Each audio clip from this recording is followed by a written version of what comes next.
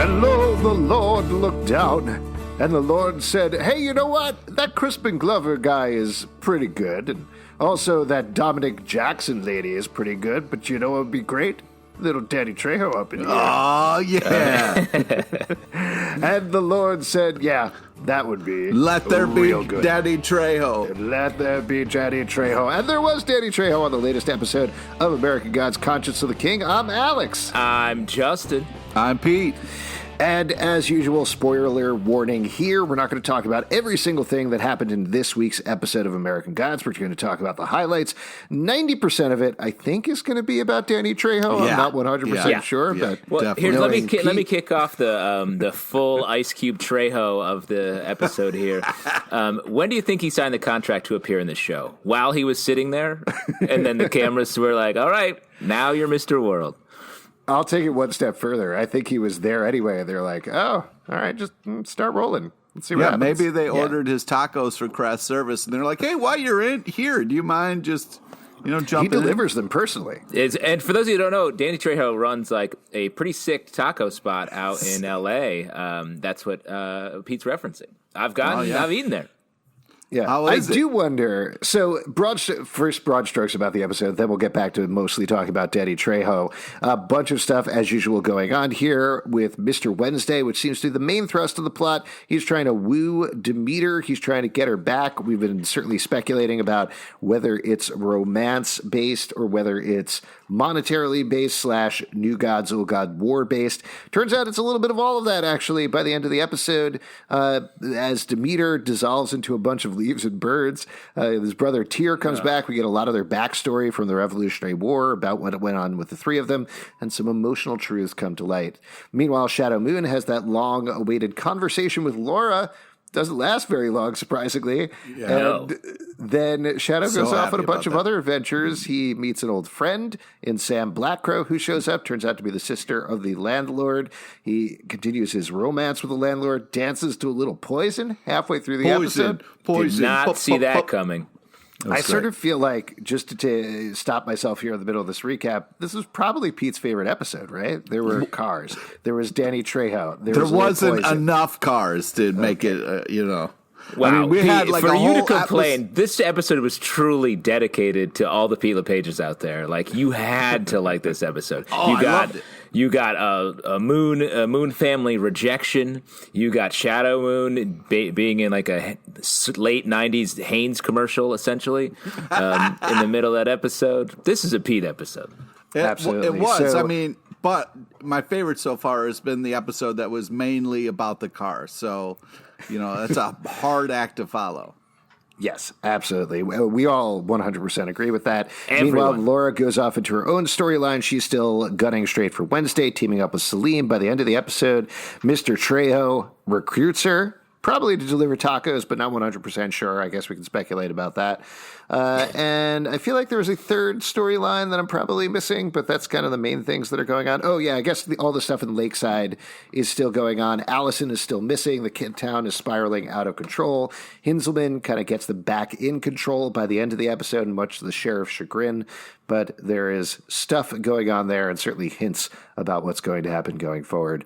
So that all said, do we want to chat about the Technical Boy thing, right? Because Technical Boy is dealing with the fact that he's feeling emotions for the first time. Love, what is this thing? What are emotions? Yes.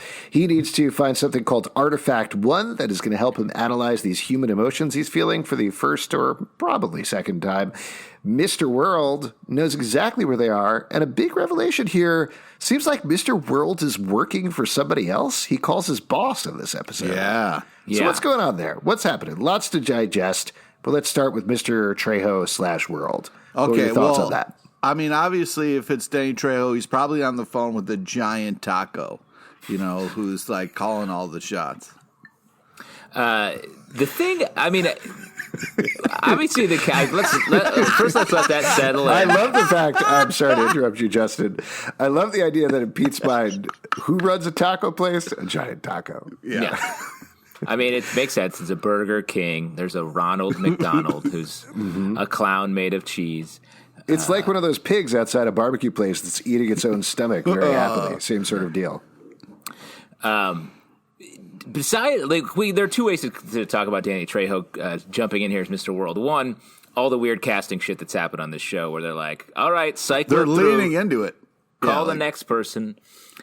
Hey, A-list agent, who else you got sitting around? The weirdest part to me, and we talked about this a little bit with Dominique Jackson to Crispin Glover, but it's even more prominent here bringing Danny Trejo.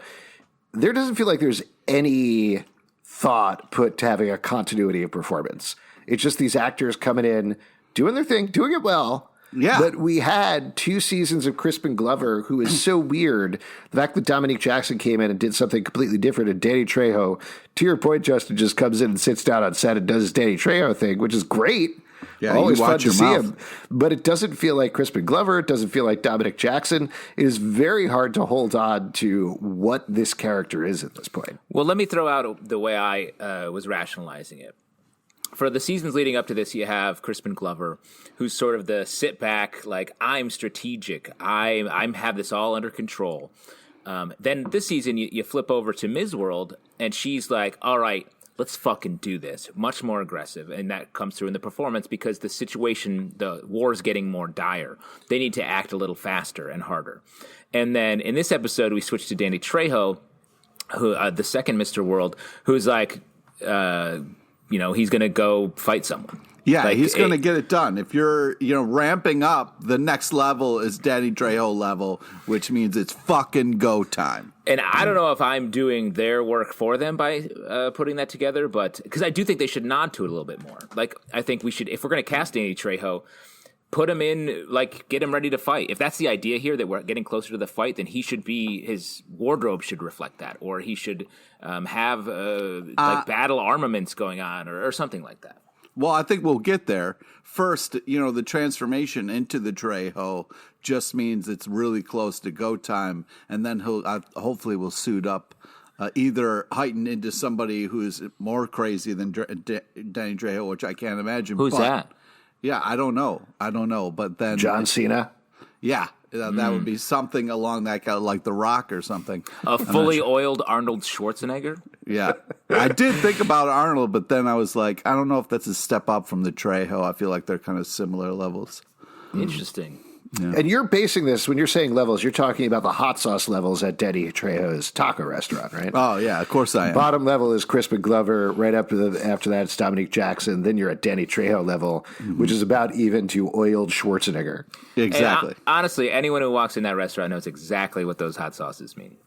Yeah, huge American God fan base at Trejo's restaurant. Yeah, Oh, I don't know. I got Crispin understand what Glover you're saying. sauce. But, I got to say, though, it has been fun. Obviously, Crispin Glover is amazing. I love what Jackson brought to it. But then also turning into Trejo, I was like, oh, shit, this is crazy.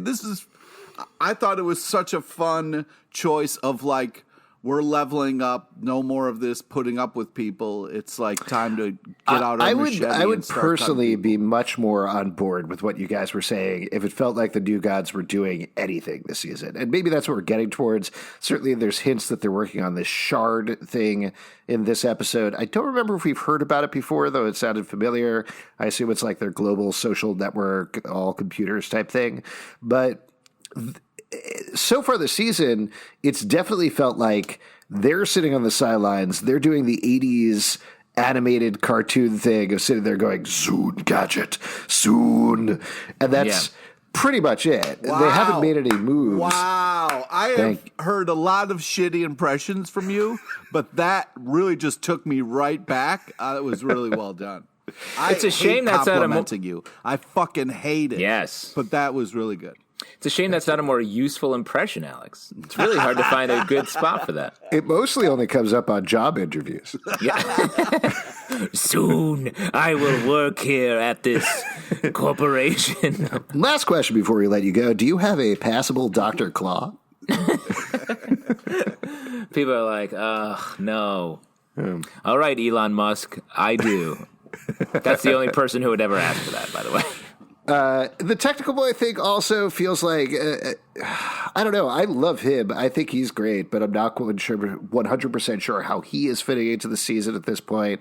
And this whole artifact thing feels like, I don't know, it's a new piece of information that I'm not sure we necessarily need. I know I'm sounding very down on this. I like the individual elements, but I'm not 100% sure what it's amounting to as of yet. And then throwing in the fact that Mr. World is working for somebody is another thing that feels like it knocks him down a notch. Honestly, you sound like Penny, who when Inspector Gadget does something stupid, and she's disappointed in him. Oh. I do have a dog that helps me out in most things. Not true. I thought you were going to talk about your... Anyways. All right, so I think that... My daughter named Penny? Yes, exactly. Who you named after the cartoon, which I think is really impressive. That's definitely not true. Yeah, you named her after the currency and your son, Nickel. No. He named... We did briefly consider naming her Penny Nicole because we thought that would be pretty funny. But we decided don't give a child a funny name. Yeah. Good. That's the first step in parenting, is to not ruin your child's life with a joke name. I thought it was because you have a giant penny in your lair in your basement. Thank you for calling me Batman. Who do you think Mr. World works for? Who does number two work for? Don't do it. I knew you were going to do it when I said it like that. Yeah, Alex, your impressions are slipping out of control. You're like technical boy. Exactly. I was just going to say that. You're the technical boy for sort of mediocre impressions. Dad jokes, yeah. This is a weird idea, but what if he works for Mr. Wednesday? That was where my mind certainly went. Wow. Which changes this show dramatically if that's where they're going, but that certainly seems to be probably there's nobody else. Like, he's not working for Mr. Universe or something like that. Man. Now that would be awesome. A oiled up dude who's maybe Arnold Schwarzenegger. Oh my God. Didn't he actually win Mr. Universe? Yes, he did. It's all working out. So I think that it's just one of those things where when it comes to the artifact thing and technical boy, because he got his powers maybe from a steampunk robot, that this artifact is going to be a little bit more of his origin of like how he actually got these technical powers. Oh, like a Rock'em Sock'em robot. Yeah. The original technology.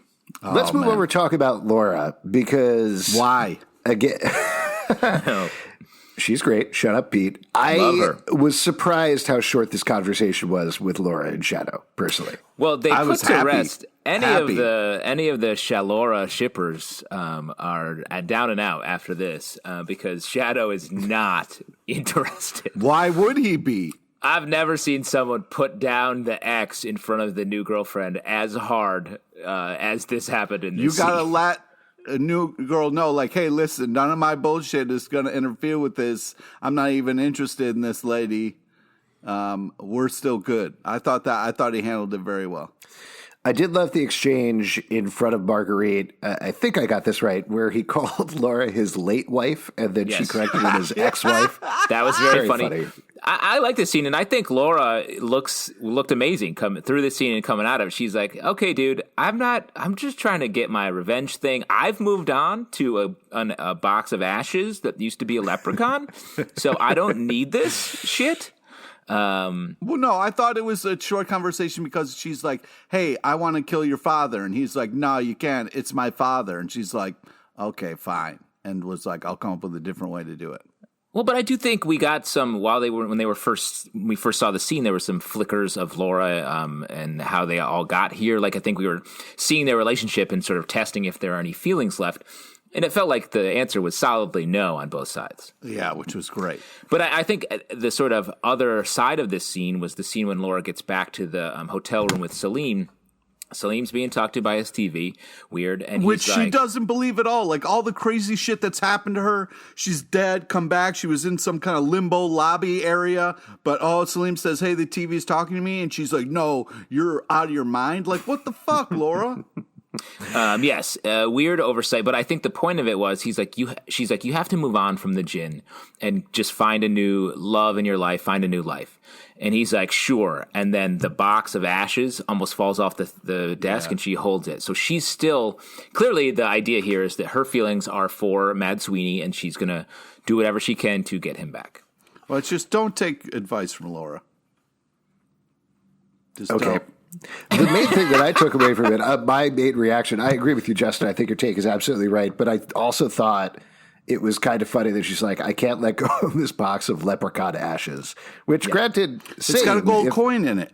If I had a box of leprechaun ashes, I'd take it with me everywhere and I'd show it to everybody. 100%. It makes Guinness taste amazing. Oh, with my a little God, sprinkle don't of you- leprechaun. Put a little ash. sprinkle of that on chicken.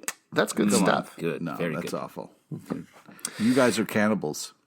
Eh, Does it count to be a cannibal if you eat a leprechaun?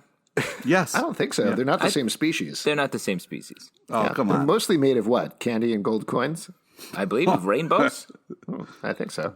You can eat a rainbow. It was like that old song from the 60s. You can eat a rainbow.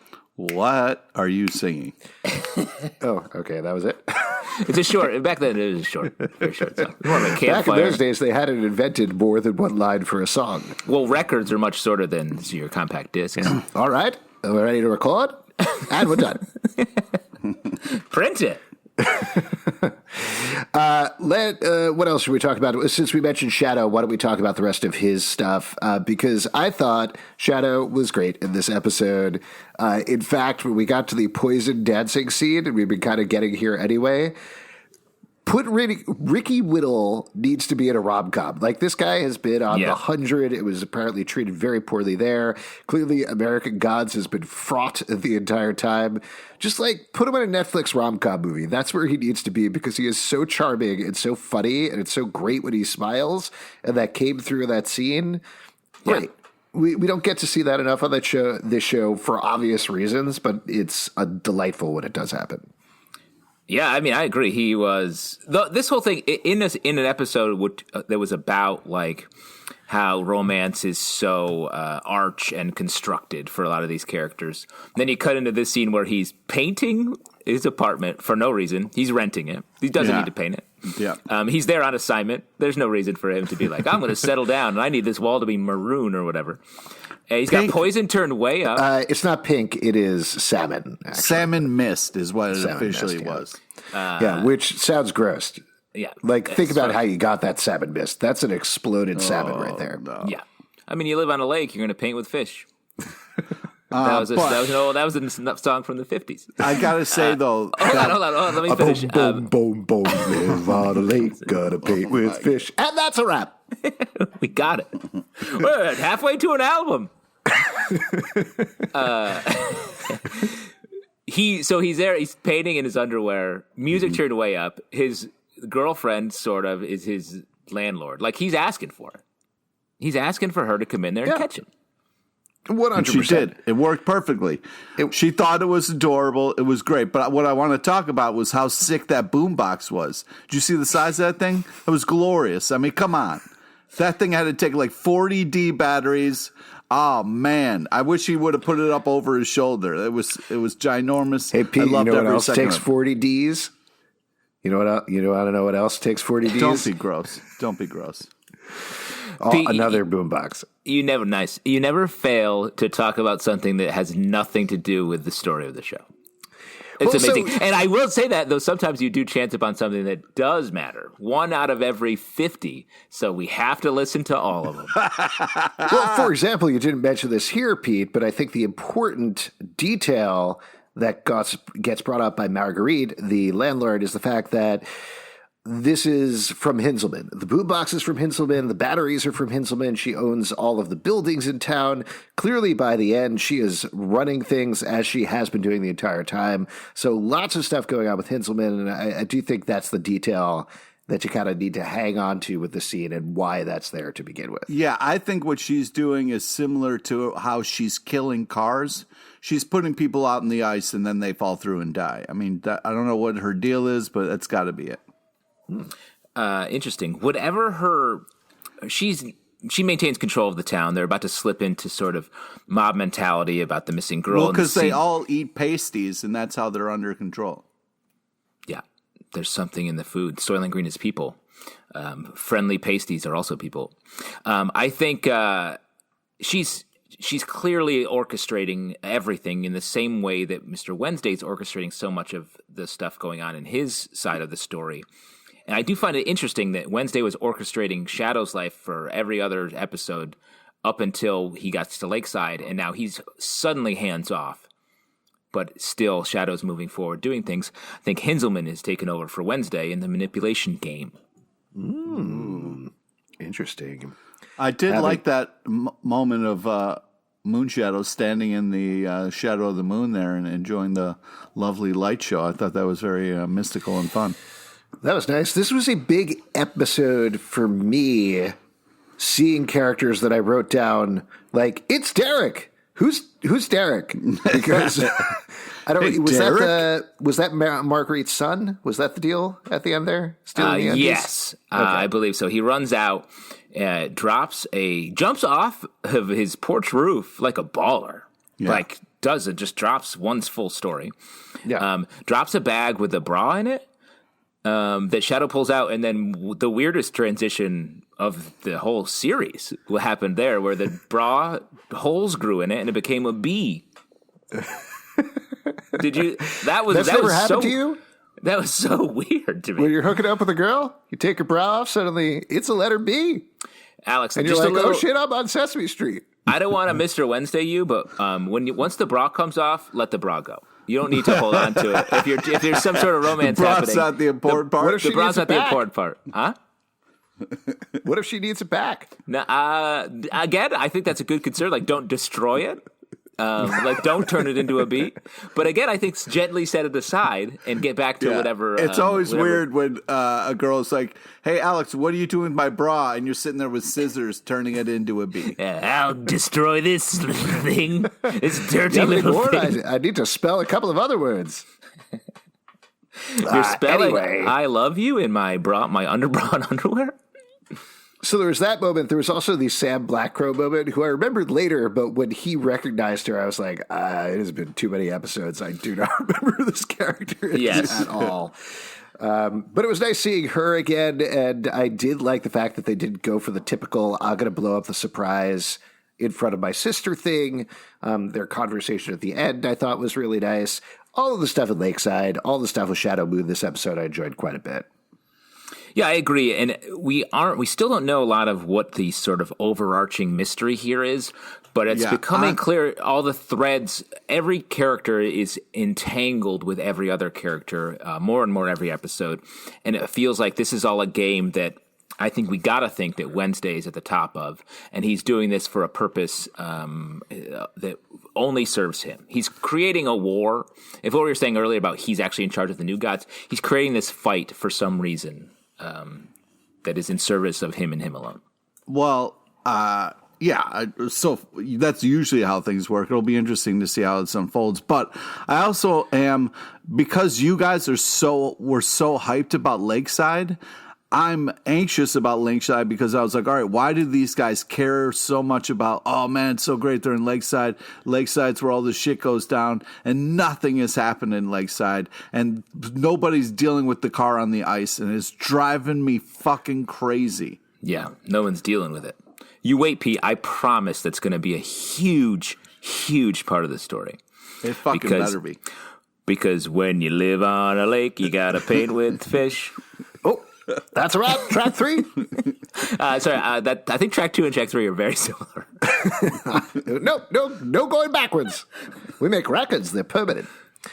I did the one other detail that I think people should hang on to, and Pete, maybe you want to hang on to because it was on a car, but as Sam Blackcrow was driving away, there was a little decal on her dashboard that said Lakeside Thunderbirds, which we've seen talk of a Thunderbird. We've kind of seen a shadow of a Thunderbird over the lake. It's all coming together. Yes. I hope so. Let's talk about Demeter and Wednesday because that was the bulk of the episode. I thought this was great. It's just you have a bunch of amazing actors all working together. That's what American Gods is at the best of its abilities, doing this really emotional story about Tyr and Odin and Demeter. I really like the storyline across the board. I thought it really worked. I really liked it. I also liked the mini relationship between the party class and the kind of like assistant dude. I thought that was cool too, of like kind of foreshadowing or showing a little bit of their young love, which we kind of found out about their origin story of love. But I really like Demeter as far as like as a character. Sometimes what happens is like, oh, we have the main character, and even though he's a dick, she's still gonna like go on his side and help him out, even though there's no way in real life somebody would do that. I was very happy with Demeter sticking to her choices, sticking to her guns, and being like, dude, you're still a piece of shit, and just because you have momentary niceness doesn't mean I'm gonna believe you at all. And I mean, I kind of agree. I would rather float away and turn into flower mist than to deal with Wednesday's bullshit again. You know? Wow. I mean, I've had so many breakups where at the end of it, the girl just turns into flowers and dust and stuff. Yeah, it's heartbreaking. Same with me, except it was salmon mist, and it was gross. Oh, that's the What's worst that kind of scent you're mist. wearing? Nothing. I'll tell you later. What's wrong with Alex? I don't know. Smell the air. Salmon mist. I think she broke up with him. Yeah, I mean, I love the way that this season they're using the cold open stuff to actually tie into the episode. I think it's sort of showing again how everything's coming together. I also like that Wednesday is the unreliable narrator of this cold open. He sets himself up to be this like put upon hero who's really been through it, and we learned throughout the story and the shadow play, which was very well staged. Man. Like what stagecraft, what dramaturgy? Like who is this guy? He's got everything. He's the god of. He's the all father, but he's also the like theater major. Yeah, it was impressive. Right? The lighting, the kind of metalwork being the thunder was great. Yeah, it was really impressive. But I think at the end of this, Demeter does Tyr in the scene where Tyr shows up at the play, which is great. And then he bails because he's got to get back to that tooth shit. Oh, he loves teeth, man. He can't be away from his teeth for too long. I'm the same way with teeth. Then come on Tuesday. Come on, yeah. Then we have this love triangle scene in the garden area where I think it's clear Demeter does love Mr. Wednesday above Tyr and knows that they're sort of inevitable. And that's why when they're talking later in the scene and he's like, yep, we're going to go beat the new gods. And she's like, same old shit. Yeah, so she's like, she dusts. She dusts and birds her way out of the situation. I love that moment. I love that moment of Wednesday clearly caring about her caring about him, and then him, as usual, taking it one step too far, and she realizes, like you said, things are never going to change. I thought that was really good. I'm surprised you didn't bring up Hamlet, Justin. Very disappointed. The play's the thing which I'll catch the conscience of the king, which the episode takes its title from. Nice. And wow, I think really tell me. I will say, Alex, I did see you Googling that. I did see I you wanted to make sure I had it right. I did see you Googling it 1 minute ago, so don't rub it too hard into my face. Yeah. Do you know why I Googled it? Because I thought the quote was, the play's the thing which will catch the conscience of the king, but it's actually, I'll catch the conscience of the king. So I wanted to double check before I said it on a podcast. Thanks for blowing up my spot. Well, you blew up my spot pretty hard, and that's the thing with blown up spots is it's contagious, motherfucker. That's how you end up with a bunch of clouds of salmon mist everywhere in town. That's what I'm talking about. That's right. There's a salmon mist rolling through town. Oh, sorry, I wasn't hitting record on that one. Well, I'll try to do it again. There's no time. No, but I really did like how sad Wednesday was at the window. That moment of like, oh, hey, where is she? Oh, she's outside. And you could just like feel the tension of that. And then when we kind of see her, it's like, oh, it doesn't look like she's coming back. And she all portrayed that very much in her face and how things. I was really impressed with that moment. Also really impressed with like Wednesday's reaction with that, as far as like, sure, he wanted something from her. Yes, he has goals, but if like all the way through, he was still trying to be like, but the love is real. I made mistakes. I'm very sorry. And that's what was nice about it. It wasn't, yes, he has the agenda of trying to save the old gods, but he feels like he has to do that anyway. And so, like, he wanted her along for the fight. But, it was just tough because I felt like the actors, like Zelvin was saying, really did an amazing job in that instance. It was fun. He was doing a victory lap around the retirement home, just being like, "Hey, keep it fresh. Oh, stay cool, dude. You're gonna work it out." And then shit blows up right in front of his face. It was very fun. Good stuff. Before we wrap up here, I feel like we covered a lot of the episode, but any other moments either of you wanted to call out? Anything from the old notes? The notes. No, I mean, I think sorry. Yes, go ahead. Yeah, Pete, what is there an answering machine that really drew your attention at one point? Well, no, but it's funny you said I thought it was hilarious that Wednesday was rocking Ugg boots in the kind of old folks home. I thought that was a fun, like, I'm going crazy type of moment thing. But also the way he talked about the art of love was very interesting. Like, he is a scam artist, but he also kind of believes in it. So I love the duality of that, and like the whole those worthy of love, and like kind of giving this kid a little bit of a pep talk and getting him on the right track. He is horrible, but he does have moments of goodness. What is love but the greatest scam of all? I'm a sociopath. I did like the line, "I don't need drugs, I am drugs." Yeah, that was a great line. Good little moment. Before we wrap up then, who is worthy of your worship this episode? Justin, why don't we start with you? I mean, I want to give it up for Laura Moon in the scene where she sees Shadow again. Shadow is doing the biggest like sitcom goof around moment, like very Friends mid-series Friends shit, where two girls are there and he's like, and she's just like, "All right, dude, whatever. I got my own business. I'll see you later." I really like the way she's positioned right in the season, and I'm excited to. She feels like the only one who's truly like has free play on the board. Everyone else feels like they're already in their positions, and she's the only one who has true autonomy. Great. Pete, you're a fucking piece of shit for saying that. Well, thank you for the assault of emoji reactions while I was trying to talk. Thumbs way down, bro. Oh my God! Please stop using emojis on Skype, Pete. Who's worthy of your worship? Who are you worshiping this episode? Danny motherfucking Trejo is worthy. I never knew how glorious it was going to be until he showed up, and it all became a better show just by his presence. Great. I am going to give it up for Shadow Moon this episode. As mentioned, I thought he was so much fun. Ricky Whittle was clearly having a great time this episode. Even if he was in a lot of sitcom plots, I think that's exactly where he should be. He is thriving there, and I'm having a great time watching it. I am also having a great time if you support us at patreon.com/comicbookclub. Wait. Do you guys think if you hire him, you get free tacos? Like, is that part of the deal? Like, why aren't more people hiring Danny Trejo? Like, you could get tacos and Danny Trejo.